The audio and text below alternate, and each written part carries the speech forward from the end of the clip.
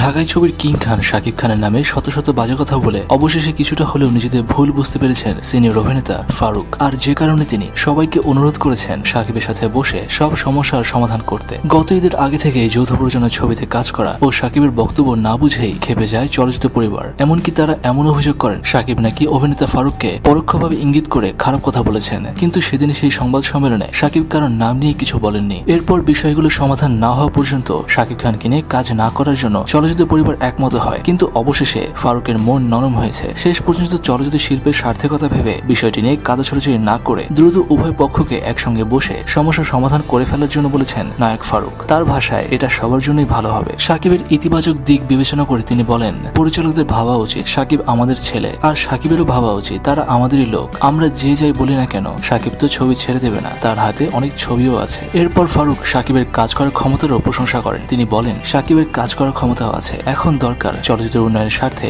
সব পক্ষকে সহনশীল হওয়া। কখন কে কি বললো বা বললো না এসব মনে না রেখে বোঝা উচিত একটা ভুল বোঝাবুঝি হয়ে গেছে। সব সমস্যার সমাধান করে আবার সবাইকে একসঙ্গে কাজ করতে হবে, তা না হলে বাংলাদেশের চলচ্চিত্র ধ্বংস হয়ে যাবে। দর্শক, সিনেমার সাথে জড়িত অনেকেই বলেছেন এতদিন শাকিবের যে ভিডিও নিয়ে সবাই তার পেছনে লেগেছিল, ফারুক অবশেষে সেই ভিডিওটি দেখেছেন এবং বুঝতে পেরেছেন শাকিব খান ফারুক কেন কোনো তারকার নাম নিয়েই সেদিন কিছু বলেননি। কিন্তু মিশা, জায়েদ, রিয়াজ, ফারুক আলমগীরের কাছে শাকিবের সেই ভিডিও নিয়ে অনেক বানিয়ে বলে এবং ফারুককে ব্যবহার করে শাকিব খানকে সরিয়ে দিতে চায়। আপনি কি এর সাথে একমত জানান যে কমেন্ট সেকশনে। আর শাকিব খানকে নিয়ে কোনো মিথ্যা বা ভিত্তিহীন খবর যেন নয়, শুধুমাত্র অথেন্টিক খবর জানার জন্য সাবস্ক্রাইব করুন খবর টিভিকে।